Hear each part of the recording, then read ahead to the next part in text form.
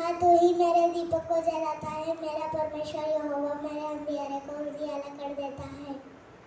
And saying, Repent, for the kingdom of heaven is at hand. Matthew 3:2. నేను మీకు క్షేమము కలుగ చేసేదను. నీ వాక్యమే నేను బతికించి ఉన్నది. శరీర కార్యాలు అవేమనగా స్పష్టమైన శరీర కార్యములు స్పష్టమైనవి అవేమనగా జారత్వము, అపవిత్రత, కాముకత్వము, విగ్రహారాధన, అభిచారము, కలహం, ద్వేషములు, కలహములు, మత్సరములు. యెహోవా, నీవు నన్ను పరిశోధించి తెలుసుకొని ఉన్నావు. నేను కూర్చుంట, నేను లేచుట నీకు తెలియను. నాకు తలంపు పుట్టక మునిపే నీవు నా మనసు గ్రహించుచున్నావు. నా నడకను నా పడకను నీవు పరిశీలన చేసి ఉన్నావు. నా కుమారుడా, నీ హృదయమునకు జ్ఞానము కలిగిన ఎడల నా హృదయము కూడా సంతోషించును. నీ పెదవులు యథార్థమైన మాటలు పలుకుట విని నా అంతరంగంలో ఆనందించును. పాపులను చూచి నీ హృదయమందు మస్తడ పడకుము. నిత్యము యెహోవాయందు భయభక్తులు కలిగి ఉండుము. నిశ్చయముగా ముందుగది రానే వచ్చును. నీ ఆశ భంగము కానేరదు. నా కుమారుడా, నీవు విని జ్ఞానము తెచ్చుకొనుము. నీ హృదయమును యథార్థమైన త్రోవలయందు చక్కగా నడిపించుకొనుము.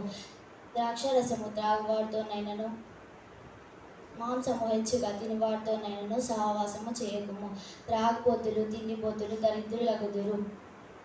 నిర్ధమత్తు, చింపి గుడ్డలు ధరించుటకు కారణము అగును. నిన్ను కనిన నీ తండ్రి ఉపదేశము అంగీకరించుము. నీ తల్లి ముదిమియందు ఆమెను నిర్లక్ష్యము చేయకుము.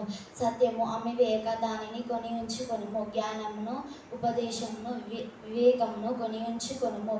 నీతిమంతుని తండ్రికి అధిక సంతోషము కలుగును. జ్ఞానము కలిగిన వానిని కనినవాడు వాని వలన ఆనందం నొందును. నీ తల్లిదండ్రులను నీవు సంతోషపరచవలెను.